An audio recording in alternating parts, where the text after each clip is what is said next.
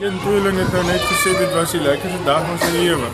Wat bietjie vir 'n letdown is, want ek het 2 dae terug vir hulle verjaarsdagparty gedag ek het uitgehaal so. Dit is bietjie van 'n letdown dat die skool beter was. Hulle het so uitgesien om graag in te kom. Dat dit was hulle so opgewonde, dit was meer vir mamma en pappa die emosionele deel gewees, maar ek het daarom die keer nie 'n ouer gesien huil nie, want ek sou begin hulle te sulke ander ouers sien huil het.